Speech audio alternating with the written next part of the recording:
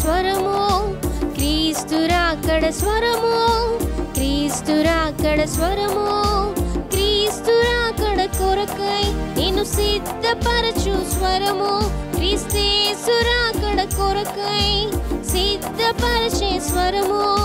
వినుమా, వినిపించుమా, కనుమా, సిద్ధపడుమా.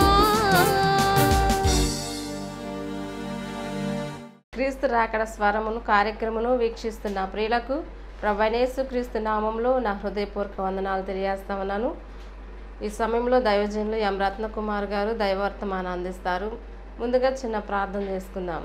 పరిశుద్ధ ప్రేమ కలిగిన తండ్రి, దయగలిగిన యేసయ్య, నీ ఘనమైన శ్రేష్టమైన పాదాలు కొందనాలు స్తోత్రాలు చెల్లిస్తున్నాను ప్రభా. ఈ క్రీస్తు రాకడ స్వర కార్యక్రమాన్ని మీరు ఆశీర్వాదకరంగా జరిగించండి. మీ దాసులు మీరు బలపరిచి వాడుకోండి. అనేక ఆత్మరక్షణ కార్యక్రమం కొరకై ఈ పని జరిగినట్లుగా సహాయం చేయండి. నీ నామానికి మహిమ తెచ్చుకొని మని యేసు నామమున అడిగి వేడుకొని ప్రార్థిస్తున్నాం తండ్రి, ఆమేన్. రాకడ స్వరము, క్రీస్తు రాకడ స్వరము, క్రీస్తు రాకడ స్వరము, క్రీస్తు రాకడ స్వరము. మన ప్రభువును రక్షకుడినైన యేసయ్య పరిశుద్ధమైన నామమున క్రీస్తు రాకడ స్వరం కార్యక్రమం వీక్షించుచున్న ప్రియ వీక్షకులైన మీ అందరికీ నా హృదయపూర్వక వందనాలండి. బాగున్నారా ప్రియులారా? దేవుని మహాకనికరాన్ని బట్టి మరొకసారి మనందరూ ఈ రీతి కలుసుకోవడం చాలా సంతోషకరంగా ఉన్నది. మీరందరూ ఈ కార్యక్రమాల కొరకు ఎంతో ఆశతో ఎదురు చూస్తూ ప్రార్థన చేస్తూ ఉన్నందుకై నేను ప్రభువుని స్తుతిస్తున్నాను. ప్రభువుకి మహిమ కలుగును గాక. ఇతరులకు కూడా ఈ కార్యక్రమాలు పరిచయం చేయండి. ఇది దేవుని పని అని మీరు గుర్తించి సహకరించాలని ప్రేమతో మీకు మనవి చేస్తున్నాను. మంచిది. కొద్ది సమయం మనం దేవుని వాక్యాన్ని ధ్యానం చేసుకుందాం. మన ధ్యాన భాగంగా దినవృత్తాంతములు మొదటి గ్రంథం 17వ అధ్యాయము 27వ వచనాన్ని మనం చదువుకుందాం. ఇప్పుడు నీ దాసుని సంతతి నిత్యము నీ సన్నిధిని ఉండినట్లుగా దానిని ఆశీర్వదింపను అనుగ్రహించి ఉన్నావు. యెహోవా, నీవు ఆశీర్వదించిన ఎడల అది ఎన్నటికి ఆశీర్వదింపబడి ఉండును. దేవుడి వాక్యాన్ని మన వినికిడిలో దీవించును గాక. క్రీస్తునందు ప్రియులారా, ఆశీర్వాదము అనే అంశాన్ని గురించి మనము ధ్యానం చేస్తున్నాం. ఇది 3వ కార్యక్రమం. ప్రియులారా, దేవుడు మనల్ని ఆశీర్వదించే దేవుడు. భూమి మీద ప్రతి ఒక్క వ్యక్తి కూడా ఆశీర్వదించబడాలనే కోరుకుంటారు. ఉన్న స్థితి నుంచి ఉన్నతమైన స్థితికి వెళ్ళాలని ప్రతి ఒక్కరూ కూడా ఆశపడతారు. మంచిదే. అయితే మనము ఎదుగుట అనేది దేవుడు చేసిన కార్యమై ఉండాలి అనే ఆలోచన కలిగి ఈ మాటలు మనం వింటూ ఉన్నాం. దేవుడు మనతో మాట్లాడుతూ ఉన్నారు. ఎందుకు అని అంటే ప్రియులారా, ఈ రోజుల్లో చాలామంది ఉన్నత స్థితి నుంచి వెళ్తున్నారు. మంచిదే. కానీ అనేక మంది అడ్డదారులు తొక్కుతూ, అనగా అబద్ధాలతో, మోసాలతో, అన్యాయాలతో, అక్రమాలతో, దౌర్జన్యాలతో, బలవంత కార్యాలతో ఎదుగుతున్న పరిస్థితులు కనబడుతున్నాయి. అది ఆశీర్వాదకరమైనది కాదు. ప్రియులారా, ఈ దినాన దేవుని పిల్లలమని పిలువబడుతున్న మన జీవితాల్లో అది ఏదైనా సరే దైవ సంబంధమైన ఆశీర్వాదమై ఉంటే ఎంతో బాగుంటుంది. కాబట్టి మనం ఆశీర్వదించబడేది దేవుని ద్వారా అయి ఉండాలి అనే సంగతిని మనం ధ్యానం చేస్తున్నాం. ఆశీర్వాదము అనే ఈ అంశంలో ఆశీర్వాదాలు, దాని రకాల గురించి మనం ధ్యానం చేస్తున్నాం. మొదటిగా సంపదను కలిగి ఉండటం, అది దేవుని ఆశీర్వాదంలో మొదటి ఆశీర్వాదంగా మనం చెప్పుకున్నాం. రెండవది గర్భఫలము కలిగి ఉండట దేవుని ఆశీర్వాదం అనే సంగతిని గత పర్యాయం మనం చెప్పుకున్నాం. ఈ రోజున మరొక విషయాన్ని మన ధ్యాన భాగంగా దైవ వర్తమానాన్ని మనం తీసుకుందాం. పరిశుద్ధ గ్రంథం నుంచి ద్వితీయోపదేశకాండం 2వ అధ్యాయము 7వ వచనాన్ని మనం చదువుకుందాం. నీ చేతుల పనులన్నిటిలోనూ నీ దేవుడైన యెహోవా నిన్ను ఆశీర్వదించెను. ప్రియులారా, ఆశీర్వాదాలలో 3వ ఆశీర్వాదం ఏమిటి అని అంటే, మొదటిది భూసంపద కలిగి ఉండటం. అవి గొర్రెలు, గొడ్డులు, వస్తువులు, వాహనాలు కలిగి ఉండటం. రెండవది గర్భఫలాన్ని కలిగి ఉండటం. మూడవది ఇదేనా మనం చదువుకున్నాం, నీ చేతుల పనులన్నిటిలోనూ నీ దేవుడైన యెహోవా నిన్ను ఆశీర్వదించెను అని ఇక్కడ చదువుతున్నాం. మంచిది.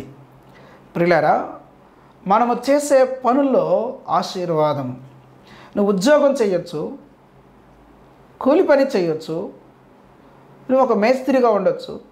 నీవు చేసే పనుల్లో ఆశీర్వాదం అనేది దేవుని వాక్యం ఇక్కడ చదువుతున్నాం, యెహోవా నిన్ను ఆశీర్వదించెను అని చదువుతున్నాం.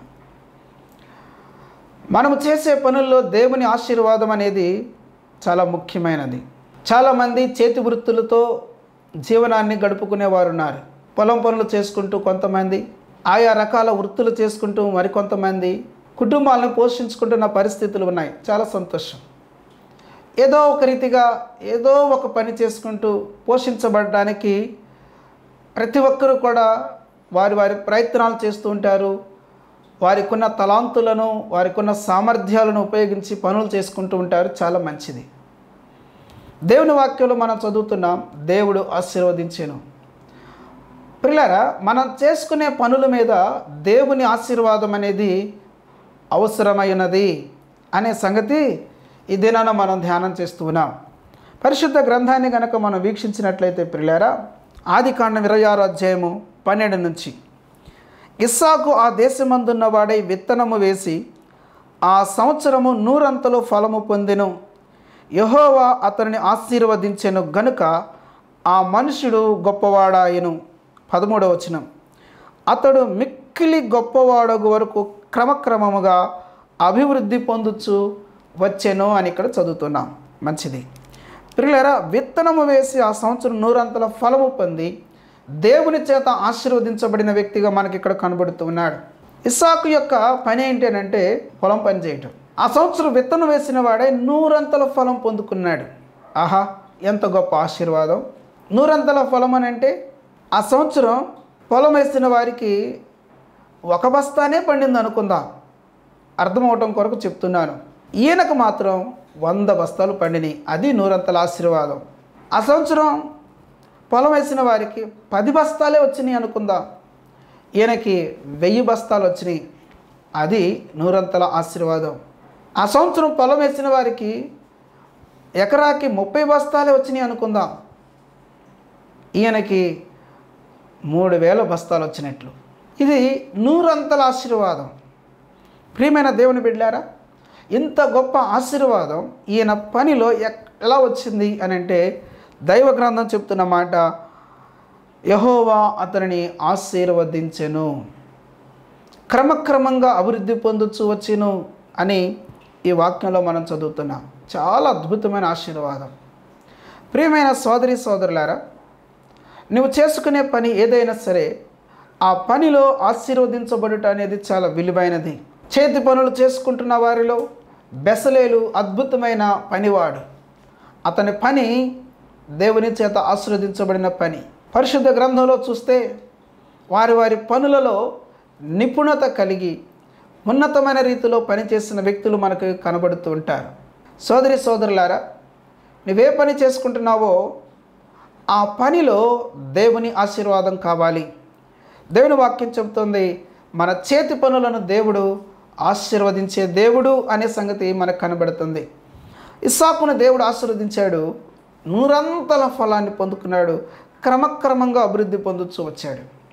నువ్వు ఏ పని కలిగి ఉన్నా ఆ పనిలో ఆశీర్వాదం చాలా విలువైనది. అంతకంతకు వర్ధిల్లుతున్న స్థితి చాలా విలువైనది. ప్రియులారా, దయచేసి ఈ మాటలు వినాలి. ఇస్సాకు కూడా ఆ రీతిగా అభివృద్ధి పొందిన పరిస్థితిని మనం చదువుకున్నాం. యోసేపు జీవితాన్ని చూస్తే ఒక బానిసగా వెళ్ళిన వ్యక్తి ఎక్కడ కూడా ఆయన క్రిందికి దిగిపోయిన పరిస్థితులు కాదు, కానీ అంతకంతకు హెచ్చించబడిన పరిస్థితులు ఉన్నాయి. ఒక బానిసగా వెళ్ళాడు పొతిఫర్ ఇంట్లో. పొతిఫర్కి ఆ ఇంట్లో ఏమున్నదో తెలియదు, అంత గొప్పగా హెచ్చించబడ్డాడు. కానీ పొతిఫర్ భార్య వలన ఆయన చెరసాల్లో వేయబడిన పరిస్థితి వచ్చినా అక్కడ కూడా హెచ్చించబడిన పరిస్థితే. ప్రియమైన సోదరి సోదరులారా, దేవుని బిడ్డలుగా మన జీవితాల్లో ఎక్కడ ఉన్నా సరే మనం ఆశీర్వాదకరమైన వ్యక్తులుగా ఉండాలి. మనము ఆ స్థలంలో ఆశీర్వదించబడిన స్థితిలో ఉండాలి. ఇది ఎలా వస్తుంది అని అంటే మన నమ్మకత్వం మీద ఆధారపడి ఉంటుంది అని మనం గుర్తించాలి. మనం చేసే పనుల్లో నమ్మకత్వం అనేది చాలా విలువైనది. ప్రియులారా, దేవుని వాక్యం ఏం చెప్తుంది? నమ్మకమైన వానికి దీవెనలు మెండుగా కలుగును అని వాక్యంలో మనం చదువుతున్నాం కదా. దేవుని పిల్లలు, మీరు ఏ పనైనా చేయండి, ఆ పనిలో నమ్మకత్వము అనేది చాలా విలువైనది. నీ నమ్మకత్వానికి తగినట్లుగా దేవుడు ఆశీర్వదిస్తాడు, నీ నీతికి తగినట్లుగా దేవుడు నిన్ను దీవిస్తాడు అని దైవ గ్రంథం చెప్తుంది కదా. యోబు గ్రంథం 8వ అధ్యాయంలో దేవుడు ఎంత అద్భుతంగా ఈ మాటను తన గ్రంథంలో ఉంచాడో మనం జ్ఞాపకం చేసుకుందాం. 6 నుంచి 7 వరకు ఉన్న వాక్య భాగాన్ని చదువుకుందాం. నీవు పవిత్రుడవై యథార్థవంతుడవైన ఎడల నిశ్చయముగా ఆయన నీయందు శ్రద్ధ నిలిపి నీ నీతికి తగినట్టుగా నీ నివాస స్థలమును వర్ధిల్ల చేయును. అప్పుడు నీ స్థితి మొదట కొద్దిగా ఉండినను తుదను నీవు మహాభివృద్ధి పొందుదువు. ఆహా, ఎంత గొప్ప విషయం అండి ఇది. నీవు నీతిగా నమ్మకంగా ఉండటం నీ పని అయితే, నిన్ను క్రమక్రమంగా ఆశీర్వదించటం, వర్ధిల్ల చేయటం, నీ స్థితి మొదట కొద్దిగా ఉన్న తుదకు అది మహాభివృద్ధి పొందిన స్థితిలోకి తీసుకురావటం అనేది అది దేవుని పని. దేవుని పిల్లలుగా, క్రైస్తవ పిల్లలు అని పిలువబడేవారుగా ఎక్కడ పని చేస్తున్నా నమ్మకత్వం అనేది చాలా విలువైనది. నేను చాలా సంవత్సరాల క్రితం ఒక సంఘటన విన్నాను. ప్రియులారా, ఒక ఎమ్మెల్యే గారు ఒక ఆఫీసర్ని ఎక్కడైతే సంతకం చేయకూడదో అక్కడ సంతకం చేయమని అడిగారు. నేను క్రైస్తవునండి, అలాంటి సంతకం చేయను అని చెప్పారట. దాని ఫలితంగా ఆయన అనామక ప్రాంతానికి ట్రాన్స్ఫర్ అవ్వాల్సిన పరిస్థితి వచ్చింది. అయితే ఎమ్మెల్యే గారు తదుపరి కాలంలో హెచ్చించబడి మంత్రి స్థాయికి వచ్చాడు. మంత్రి స్థాయికి వచ్చిన తర్వాత తన దగ్గర పనిచేసే వ్యక్తుల్లో నమ్మకస్తులైన వారి కొరకు ఆశతో ఎదురు చూస్తుండగా కొన్ని సంవత్సరాల క్రితం తన చేత బాధించబడిన ఆఫీసర్ జ్ఞాపకంలోకి వచ్చి ఆ వ్యక్తిని గురించిన విషయాలను ఆయన పరిశీలించి ఎక్కడ ఉన్నాడో కనుగొని ఆ వ్యక్తిని తన దగ్గర తన శాఖలో ఒక ఆఫీసర్గా నియమించుకోవడానికి గాను అతని పర్మిషన్ తీసుకోవడానికి ఆయన దగ్గరికి వెళ్ళినప్పుడు ఆయన అన్నాడు, సార్, నేను మీ దగ్గర ఉంటే మీకు చాలా ఇబ్బంది అవుతుంది. ఎక్కడ పడితే అక్కడ సంతకాలు చేయటానికి, ఎలా పడితే అలా ఉండటానికి నేను ఇష్టపడను కదా, అది మీకు ఇష్టం ఉండదు కదా అని అంటే, అది వాస్తవమే, నీలాంటి నమ్మకమైన వ్యక్తి నాకు అవసరము, అందుకే నేను నిన్ను తీసుకుని వెళ్తున్నానని చెప్పి ప్రియులారా ఉన్నతమైన స్థానానికి ఆయన తీసుకుని వెళ్ళాడు. ఎంత ఆశీర్వాదకరమైంది. ప్రియమైన దేవుని బిడ్డలారా, నువ్వు ఎక్కడ ఉన్నా, ఏ చిన్న పని చేస్తున్నా ఆ పనిలో నమ్మకత్వం కనుక కలిగి ఉంటే ఆశీర్వదించేది దేవుడు. నేను అందుకే ప్రతి కార్యక్రమంలో చెప్తున్నాను, దేవుని ఆశీర్వాదం మన కుటుంబాలలో ఉండాలి, దేవుని ఆశీర్వాదం మన జీవితాలలో ఉండాలి. మనంతట మనమే అడ్డదారులు తొక్కి అన్యాయాలు చేసి, అక్రమాలు చేసి, అబద్ధాలాడి, మోసాలు చేసి అభివృద్ధి పొందాలి అనుకుంటే ప్రియులారా తర్వాత పరిస్థితులు ఎలా ఉంటాయో మనకు తెలియదు. కాబట్టి దేవుడు మనల్ని ఆశీర్వదించాలి, ఖచ్చితంగా మన పనులలో దేవుని ఆశీర్వాదం కావాలి. దేవుడు నన్ను ఆశీర్వదించాడు అని చెప్పగలిగిన అవసరము ప్రియులారా ఈ రోజున మనకి ఉన్నది అనే సంగతిని నేను దేవుని సేవకునిగా మనవి చేస్తున్నాను. ఈ కార్యక్రమాన్ని వీక్షిస్తున్న సోదరి సోదరుడా, ఇలాగైతే మనకు ఎలా కుదురుతుందండి అని అనగాకండి దయచేసి. ఎందుకు అని అంటే సామెతల గ్రంథంలో సామెతల గ్రంథకర్త చాలా అద్భుతమైన మాటను తెలియచేస్తాడు. ఆ మాటను నేను ఎదురు తీసుకురావడానికి ఆశపడుతున్నాను. సామెతల గ్రంథం 10వ అధ్యాయం 22వ వచనాన్ని మనం చూసినట్లయితే, యెహోవా ఆశీర్వాదం ఐశ్వర్యమిచ్చును, నరుల కష్టము చేత ఆ ఆశీర్వాదము ఎక్కువ కాదు అని ఇక్కడ మనం చూస్తున్నాం. ఎంత అద్భుతమైన మాట. దేవుడు గనక ఆశీర్వదించాడా అది ఐశ్వర్యంగా మార్పు చెందుతుంది. దేవుని ఆశీర్వాదం ఐశ్వర్యం ఇస్తుంది. నువ్వు ఎంత కష్టపడు అనగా, నువ్వు ఎన్ని తిప్పలు పడు, ఎన్ని విధాలుగా నువ్వు తిరుగులు మరుగులు పెట్టు, ఉపయోగం లేదు. దేవుని ఆశీర్వాదం మన కుటుంబాల్లో, మన జీవితాల్లో, మన పనుల్లో ఉండాలి అని అంటే ప్రియులారా నమ్మకత్వం, నీతి కలిగిన స్థితి చాలా విలువైనది అనే సంగతిని ప్రియులారా చాలా ప్రాముఖ్యమైన విషయంగా ఇదేనా మనం జ్ఞాపకం చేసుకోవాలి. మరొక మాటని మీద తీసుకొస్తాడు. ప్రసంగి గ్రంథం 5వ అధ్యాయం 19వ వచనం ఇలా వ్రాయబడి ఉన్నది, మరియు దేవుడు ఒకనికి ధనధాన్య సమృద్ధి ఇచ్చి దాని యందు తన భాగం అనుభవించుటకును, అన్నపానములు పుచ్చుకొనుటకును, తన కష్టార్జితమందు సంతోషించుటకును వీలు కలుగజేసినట్లా అతనికి ఆ స్థితి దేవుని ఆశీర్వాదం వల్ల కలిగినది అనుకొనవలెనో ఇక్కడ మనం చదువుతున్నాం.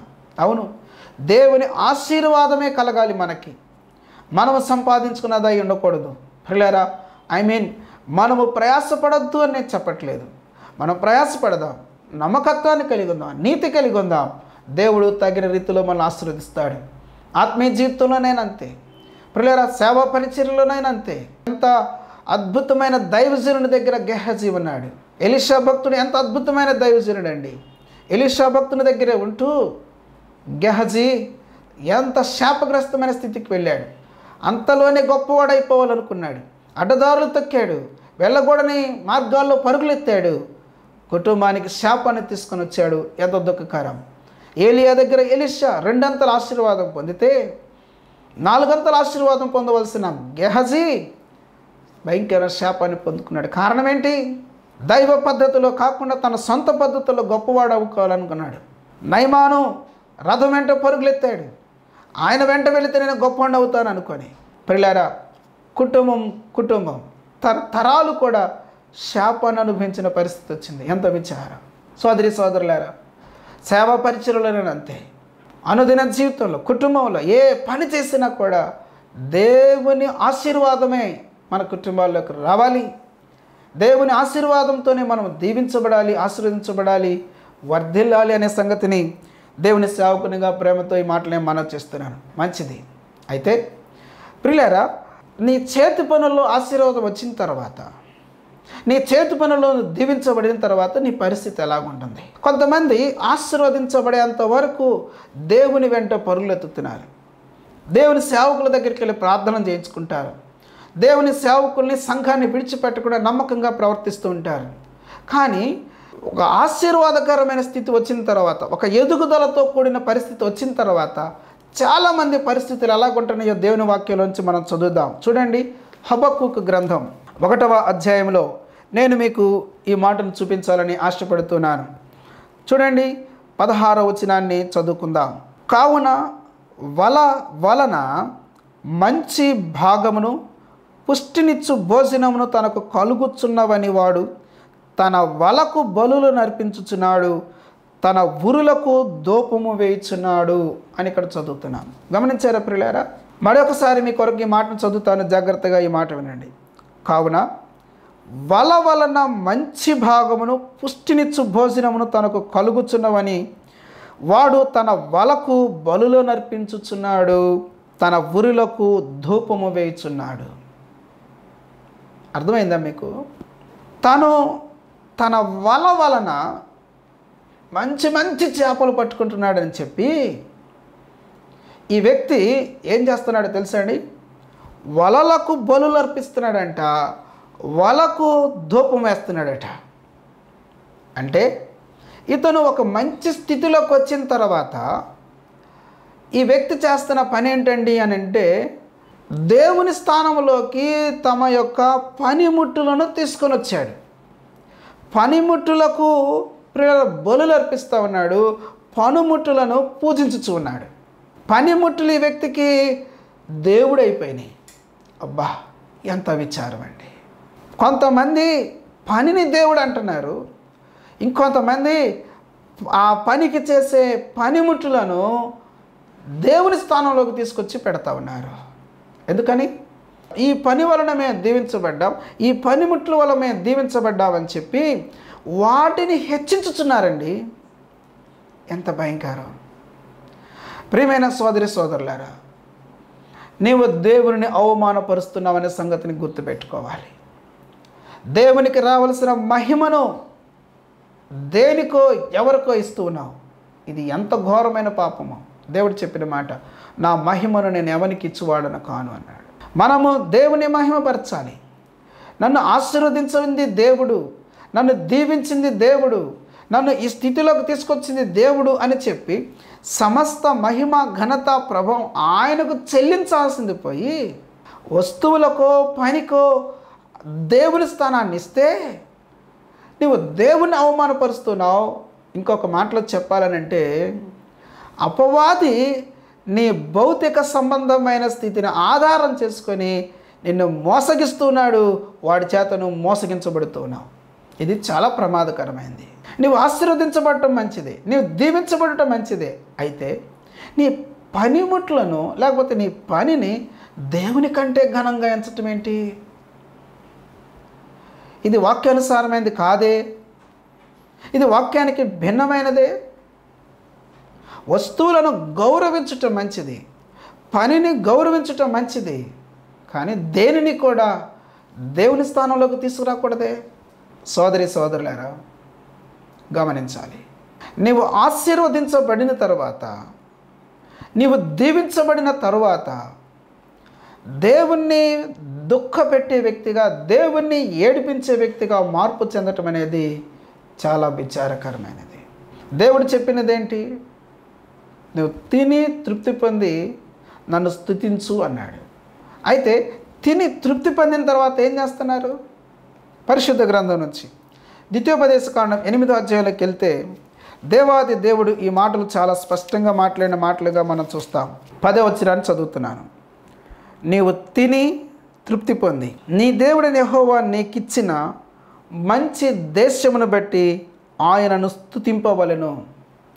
నీకిచ్చిన మంచి దేశాన్ని బట్టి, దేవుడు నీకిచ్చిన మంచి పనిని బట్టి నువ్వు దేవుని స్తుతించాల్సింది పోయి పనిని స్తుతిస్తావా? పని ముట్లను స్తుతిస్తావా? ఎంత విచారం ఇది! దేవుడు ఏం చెప్తున్నాడు? నువ్వు తిని తృప్తి పొంది నీ దేవుడైన యెహోవా నీకిచ్చిన మంచి దేశాన్ని బట్టి ఆయనను స్తుతించాలి అని చెప్తా ఉండంటే, చాలామంది ఈరోజున ఏమనుకుంటున్నారు? 17వ వచనం, అయితే మీరు మా సామర్థ్యం, మా బాహుబలము, ఇంత భాగ్యము మాకు కలుగు చేసినని అనుకుందురేమో అంటున్నాడు.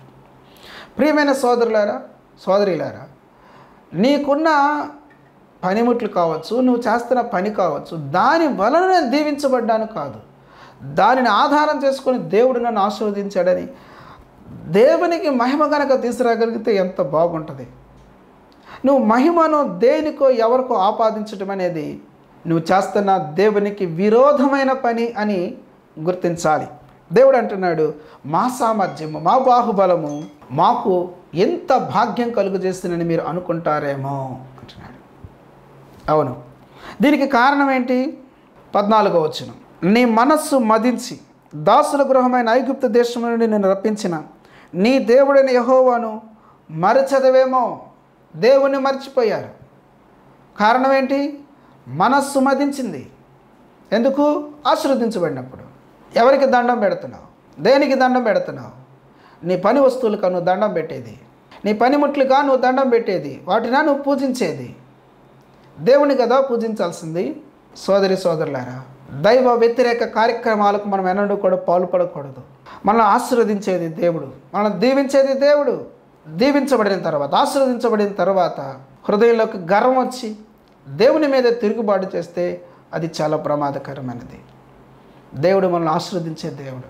నమ్మకంగా, యథార్థంగా, పరిశుద్ధంగా మన జీవితాలు ఉండగలిగితే, దేవునికి మనం మహిమ కనుక చెల్లించగలిగినట్లయితే, సోదరి సోదరులారా, దేవుడు అంతకంతకు మనల్ని ఆశీర్వదిస్తాడు అనే సంగతిని గుర్తుపెట్టుకోవాలి.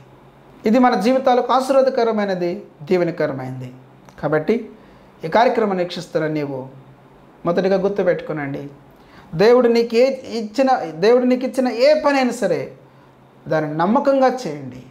నువ్వు పనిచేస్తున్న స్థలంలో నమ్మకత్వాన్ని సంపాదించుకోండి. ఆ నమ్మకత్వానికి తగినట్లుగా, నీ నీతికి తగినట్లుగా దేవుడు నిన్ను ఆశీర్వదిస్తాడు. దాని ద్వారా దేవునికి మహిమ వస్తుంది. అలాగే నువ్వు ఆశీర్వదించబడిన తర్వాత నీ పనికి కాదు మహిమ రావాల్సింది, నీ పనిముట్లు కాదు మహిమ రావాల్సింది, వాటన్నిటికీ మూలమైన దేవునికి మహిమ రావాలి అనే సంగతిని గుర్తుపెట్టుకొని ఆ రీతిగా అంతకంతకు దేవుడిచ్చే ఆశీర్వాదాలు పొందుకుందాం. దేవుడు అట్టి మహాకృపను మనకు సమృద్ధిగా దయచేసి దీవించి వర్ధిల్ల చేయునుగాక. ఆమెన్. ప్రార్థన. తండ్రి, నీకు వందనాలు. నీవు మమ్మల్ని ఆశీర్వదించే దేవునిగా ఉన్నందుకే నీకు వందనాలు. ఈ కార్యక్రమాన్ని వీక్షిస్తున్న వారు ప్రభా, ఏ పనులు చేసుకుంటూ కుటుంబాలు పోషించుకొని వచ్చున్నారో ఆ పనుల్లో నీ బిడ్డలకు ఆశీర్వాదం దయచేయండి. ఏ కుటుంబంలో కరువు లేకుండా మీరు ఆశీర్వదించమని ప్రార్థన చేస్తున్నాను. నీవు ఆశీర్వదిస్తే ఎన్నటన్నింటికి ఆశీర్వదించబడతారని నీ వాక్యాన్ని చదువుకుంటున్నాం. అట్టి ఆశీర్వాదం ఇది నీ బిడ్డల కుటుంబాల్లో, జీవితాల్లో అనుగ్రహించమని వేడుకొనుచున్నాను. దేవ, ఆశీర్వదించబడిన స్థితిలో ఉన్నవారు పనిముట్లను, పనులను ఘనపరిచేవారుగా కాకుండా నీకు మహిమ తీసుకొచ్చేవారు ఉన్నట్లు ఆశీర్వదించి దీవించి నీ బిడ్డలను వర్ధిల్ల చేసి మీరు అక్కడ కొరకే సిద్ధపరిచి మహిమ పొందమని యేసయ్య పరిశుద్ధ నామమున ప్రార్థన చేసి స్తోత్రాలు అర్పించి వేడుకొనుచున్నాను తండ్రి. ఆమేన్.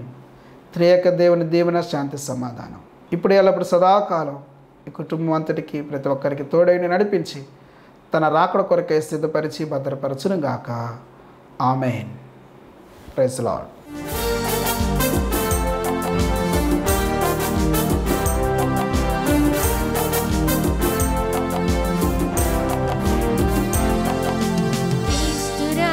స్వరము క్రీస్తురాకడ స్వరము క్రీస్తురాకడ స్వరము క్రీస్తురాకడ స్వరము క్రీస్తురాకడ కొరకై నిన్ను సిద్ధపరచు స్వరము క్రీస్తేసురాకడ కొరకై సిద్ధపరచే స్వరము వినుమా వినిపించుమా హనుమా సిద్ధపడు